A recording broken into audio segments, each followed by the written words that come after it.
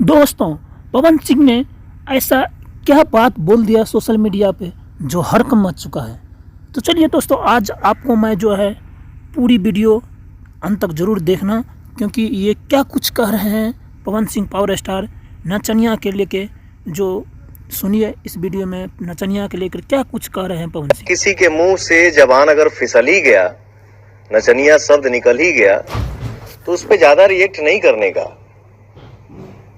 अगर नचनिया किसी के मुंह से निकल भी गया तो उसको आप किस वे में ले रहे हैं। नचनिया कोनो खराब शब्द थोड़ी है यार। भगवान शंकर भी नृत्य किए हैं, तो उसको क्या बोलेंगे। आपने सुन लिया इस वीडियो में पवन सिंह ने खेसारी लाल के बारे में बहुत ही जोरदार जो है समर्थन कर दिया है कि खेसारी लाल को अगर जो है नचनिया बोल ही दिया तो जो है बुरा नहीं लेना चाहिए दिल में मन में, जो क्योंकि जो नचनिया शब्द जो है बुरा शब्द नहीं है, क्योंकि भगवान शंकर ने भी जो है नृत्य किए थे।